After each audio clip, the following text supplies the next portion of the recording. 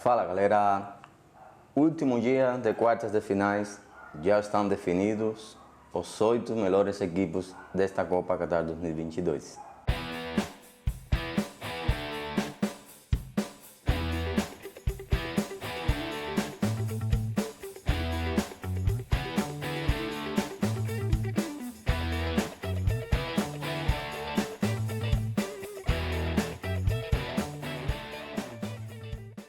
Olá família, tudo bem? Definidos 8 seleções que vão disputar as quartas de final na sexta e no sábado. A Argentina vai pegar a Holanda e Brasil vai jogar contra a Croácia logo na sexta-feira. Marrocos, que surpreendentemente eliminou a Espanha, vai jogar contra Portugal de CR7, que deu um show para cima da Suíça. E o confronto estrela desses quartos de finais, o jogo que por nome deve ser mais disputado, mais difícil, vai ser a França contra a Inglaterra. Do lado do chaveamento do Brasil, semifinais serão entre o ganhador entre a Argentina e Holanda e Brasil contra a Croácia. Do outro lado, entre França e Inglaterra, eu continuo achando que a Inglaterra é um pouquinho favorita, mas vai ser um confronto muito difícil entre essas duas seleções. E do outro lado você vai ter a Portugal de CR7, que hoje começou no banco de reserva, e uma surpreendente Marrocos. Quero começar falando do jogo de Portugal, porque a seleção de Portugal eu dava como favorita para esse confronto, mas não achei que seria tão fácil. Não foi que a Suíça fez um jogo ruim, foi a seleção de Portugal numa posta em cena muito boa que fez parecer fácil. Gonçalo Ramos desencantou, fez o primeiro hat-trick dessa Copa. Um centroavante que ele se desmarca muito bem, os 3 gols que ele fez são de centroavante puro. Acho um excelente jogador que deve ser muito mais tido em conta pelo Fernando Santos. Uma defesa de Portugal que se mostrou muito bem.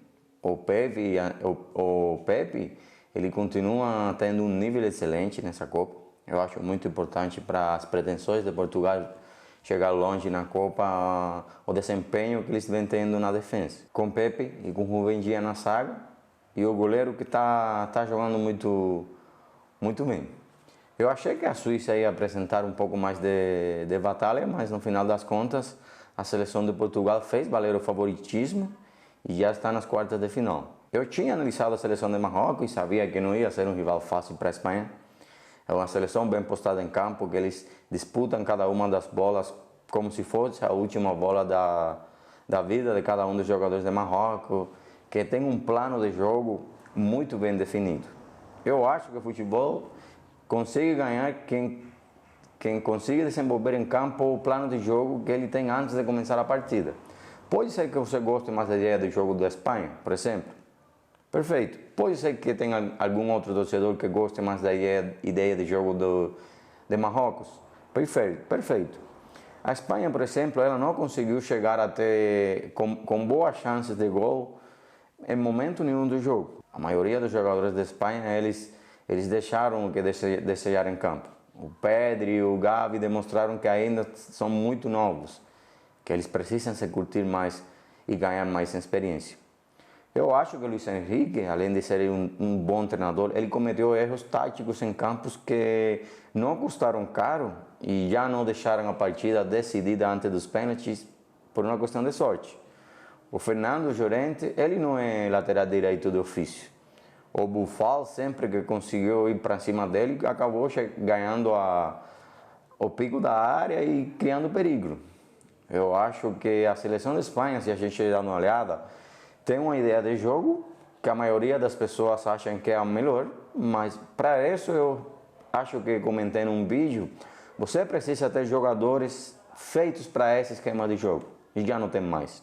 Após o encerramento da carreira de Xavi Hernández, Andrés Iniesta, alguns outros jogadores, o Guaje Villa, que era um centroavante muito bom da Espanha, eles não têm conseguido chegar a bons resultados. É só dar uma olhada. Na Copa do Mundo do Brasil 2014, ficaram fora na fase de grupos.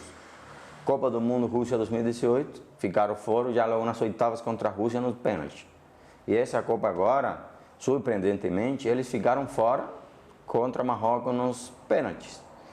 É uma ideia de jogo muito bonita de ser vista em campo às vezes. Eu preferentemente, pessoalmente, não gosto muito, porque para essa ideia de jogo você precisa ter jogadores em campos que não errem passe, por exemplo.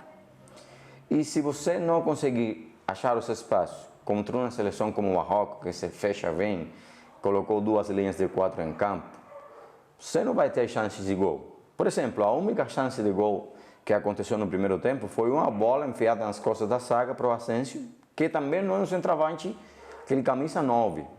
A gente, por exemplo, os jornais da Espanha, acompanho bastante imprensa espanhola porque é minha língua materna, né?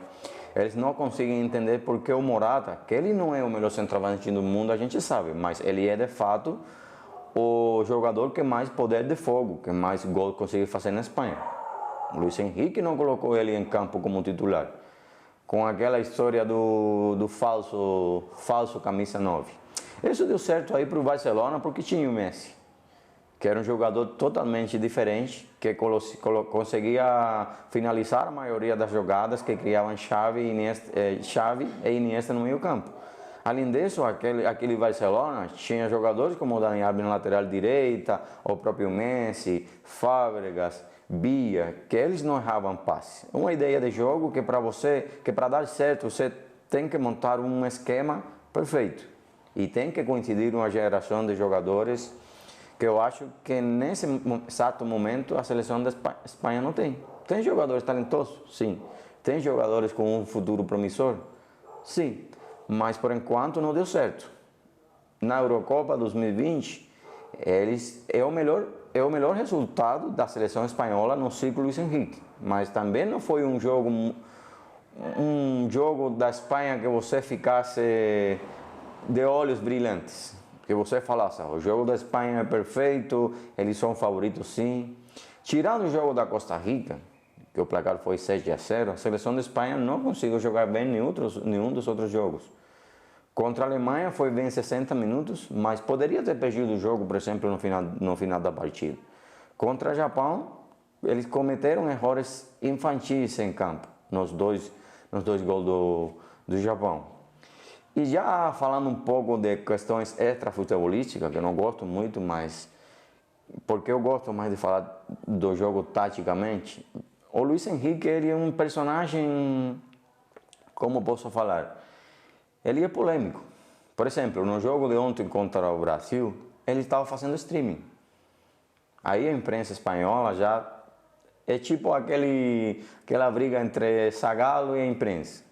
O Luis Henrique estava tentando mandar uma mensagem, vocês vão ter que me engolir, mas no final das contas ele não conseguiu porque muitas vezes o treinador de uma equipe não pode ficar fazendo coisas, na minha opinião, que não sejam vinculadas a 100% futebol. Ele deveria estar analisando, por exemplo, ou deveria estar treinando pênalti, não sei. Era um resultado esperado pelo jeito de jogar que tem o Marrocos, que poderiam ter uma disputa de pênalti, sim. Mas Marrocos conseguiu impor a ideia dele em campo, ele não saiu do plano perfeito que eles desenharam, conseguiu o momento todo ganhar as bolas divididas, lançar contra-ataques rápidos e eu acho uma vitória merecida de Marrocos. É a quarta seleção da África que consegue chegar numa quarta de final, após a Camarões em 90, Senegal em 2002, Gana em 2010 e essa seleção de Marrocos agora, em 2022. Que não é favorita contra Portugal? Não é, mas seleções mais fracas da Copa a gente já viu dar jogos muito bons contra seleções que na teoria são muito melhores. Então, gente, essa aí é minha opinião. Já tem quartas de finais, as 8 melhores seleções da Copa já estão desenhadas. Sexta-feira começa as quartas de final. Espero que o Brasil possa ganhar essa aí, acima da Croácia. Parte como favorita, o Brasil está jogando muito bem. Eu vejo ao redor da seleção muita unidade, muita união, o que é muito importante. Eu vejo todo o país vem empolgado, apoiando, torcendo, para ver se o Brasil consiga trazer esse hexacampeonato para vocês. Se você gostou do vídeo, me dê a sua joinha aí, se inscreva no canal e eu te vejo no próximo vídeo. Forte abraço, até lá.